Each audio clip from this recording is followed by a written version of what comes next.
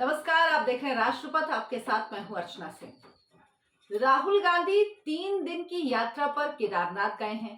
Congress party की तरफ से कहा जा रहा है कि ये उनका नितांत आध्यात्मिक निजी दौरा है, इसीलिए उसमें जो कार्यकर्ता हैं वो मिलने ना जाएं राहुल गांधी से केदारनाथ में, क्योंकि वो वहां पर आध्यात्मिक यात्रा पर गए हैं। अब ये सब बातें तो ठीक हैं, लेकिन राहुल गांधी जब वहां पहुंचे तो उन्हें कुछ ऐसा सुनने को मिला कि राहुल गांधी दुखी हो गए। वो गए थे प्रार्थना करने कि किसी तरह केदार बाबा उनकी सुन लें, क्योंकि राहुल गांधी जानते हैं नरेंद्र मोदी जाने वाले हैं। तो राहुल गांधी को लगा कि पहले मैं चला जाऊं ताकि मैं अपनी प्रार्थना, अपनी अर्जी पहले बाबा के चरणों में डाल दूं। लेकिन बाबा भी उनकी सुनते हैं जो निस्वार्थ भाव से प्रार्थना लेकर जाते हैं। बाबा उनकी सुनते हैं जो साफ मन से प्रार्थना करने जाते हैं। बाबा उनकी सुनते हैं जो देश कल्याण की बात करते हैं। बाबा उनकी सुनते हैं जो देश के विकास की बात करते हैं। राहुल गांधी पहले तो पहुंच गए, क्योंकि नरेंद्र मोदी नवंबर में अभी जो चल रहा है, दिवाली से पहले ये कार्यक्रम है कि वो केदारनाथ दर्शन के लिए बाबा केदार के जा सकते हैं। नरेंद्र मोदी इससे पहले 6 बार जा चुके हैं। उनकी यात्राओं का पूरा वृतांत आपको बताऊंगी। राहुल गांधी गए थे अप्रैल 2015 में, उसके बाद 8 साल बाद राहुल गांधी केदारनाथ गए हैं। 2015 में जब वो गए थे तो वो पैदल गए थे, लेकिन इस बार वो हेलीकॉप्टर से पहुंचे हैं और उन्होंने बाबा केदारनाथ के दर्शन किए और उसके बाद वहां पर जो श्रद्धालु लाइन में खड़े थे उनको चाय वितरित की, वहां पर लोगों से बात की। सारी तस्वीरें मीडिया में खूब चल रही हैं, खूब देखी जा रही हैं। आखिर वहां ऐसा क्या हुआ कि राहुल गांधी बगले झांकने लगे।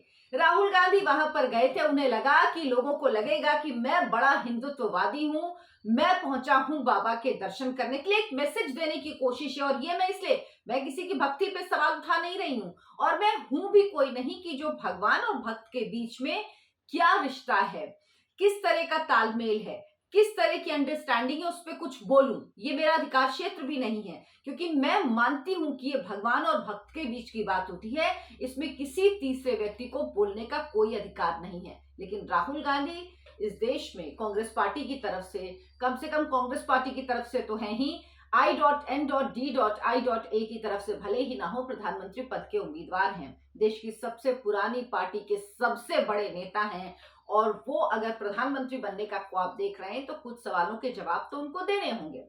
आपको याद होगा 2017 का गुजरात चुनाव, जब राहुल गांधी मंदिर मंदिर जा रहे थे, कोई ऐसा मंदिर नहीं था जो तब राहुल गांधी दर्शन के लिए ना पहुंचे हों।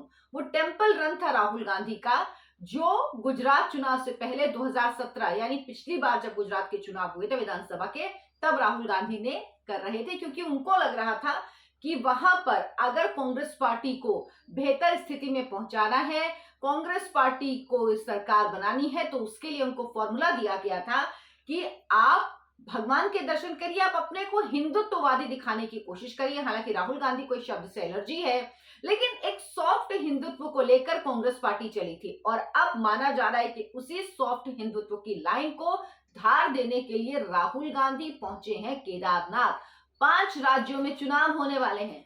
3 दिसंबर को यह तस्वीर तो साफ हो जाएगी कि राहुल गांधी की यात्रा कितनी कामयाब हुई, लोगों में कितना संदेश गया या नहीं गया, क्योंकि 2017 में कांग्रेस पार्टी का अनुभव इसको लेकर बहुत अच्छा था।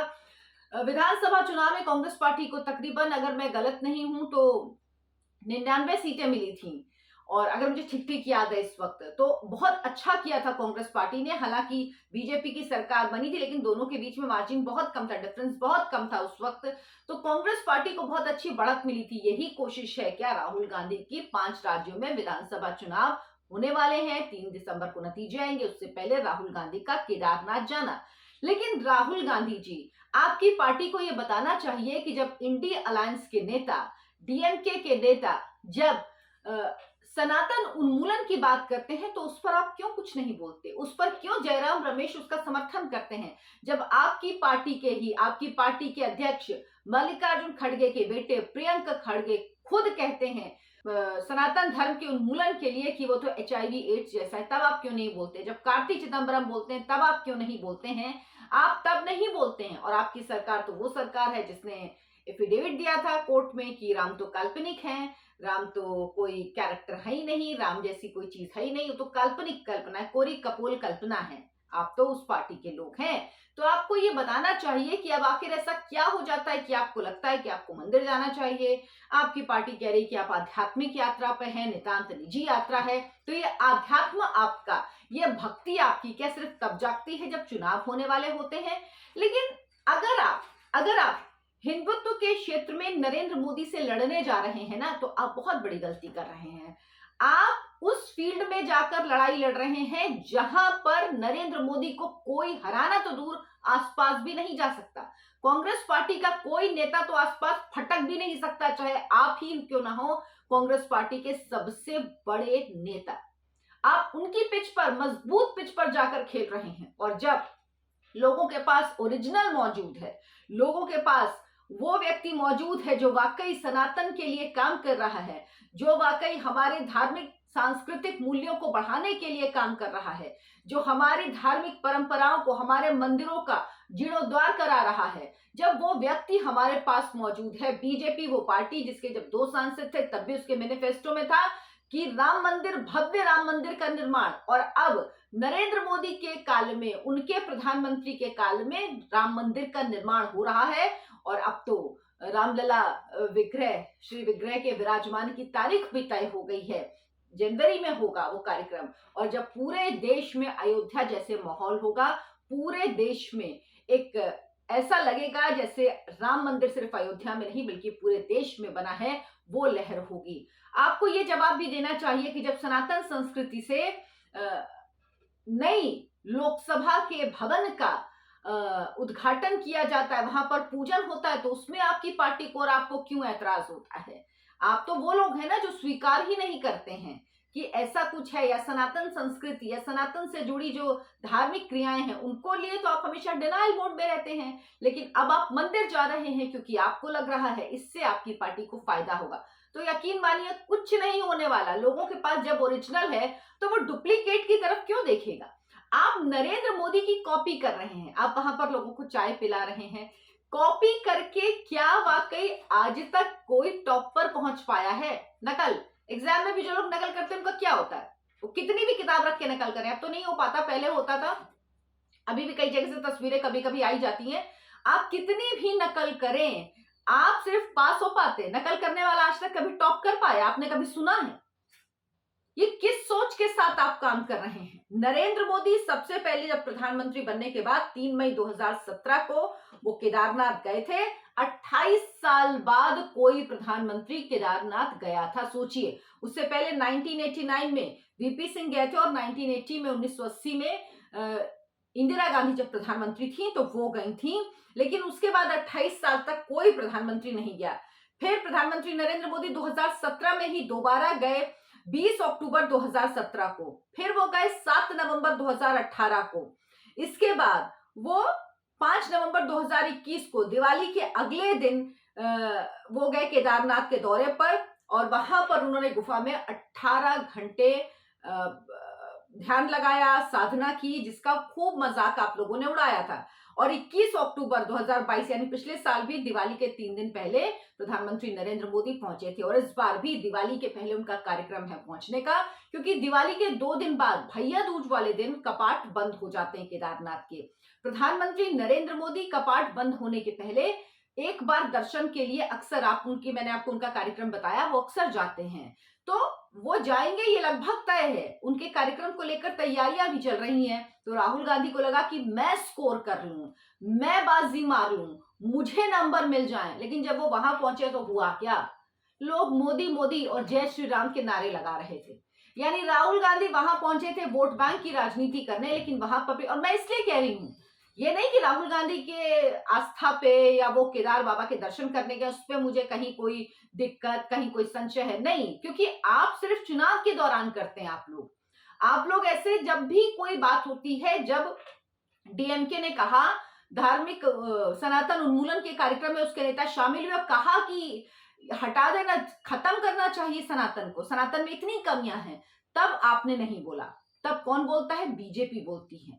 राम मंदिर जब बन रहा था तो आप लोग बार बार सवाल उठाते थे, जब केस चल रहा था कोर्ट में, कि राम मंदिर ये कहते बनवाएंगे लेकिन तारीख नहीं बताएंगे, तो तारीख भी बता दी और राम मंदिर बन भी रहा है। लेकिन आप लोग ये कभी नहीं आपने कभी नहीं इसका समर्थन किया। राम मंदिर बनने का आप क्यों अयोध्या नहीं गए, इस बात का जवाब दीजिए। आप अयोध्या क्यों नहीं गए दर्शन करने के लिए? रामलला के विग्रह के दर्शन तो जब कोर्ट में मुकदमा चल रहा था तब से रामलला के दर्शन में तो कभी पाबंदी नहीं रही। तो आप अभी तक कभी क्यों नहीं गए वहां पर दर्शन करने के लिए? दिल्ली से अयोध्या तो इतनी दूर तो है नहीं कि आप नहीं जा सकते, लेकिन आप नहीं गए क्योंकि आपको वोट बैंक की चिंता है। अब आप लोगों को दरअसल ये लग रहा है नरेंद्र मोदी के 2014 में प्रधानमंत्री बनने के बाद कि हिंदू वोटरों के बिना आप सरकार नहीं बना सकते, ये आपको समझ में आ गया है। पहले आपको हिंदू वोट तो मिलते ही थे और आपको लगता था कि बाकी मुस्लिम वोट एक मुश्त आपको मिलते तो सरकार बन जाती, लेकिन अब आपको पता है कि हिंदू अब आपकी चालबाजी में नहीं आता, अब आपको हिंदू वोट नहीं मिलते ज्यादा।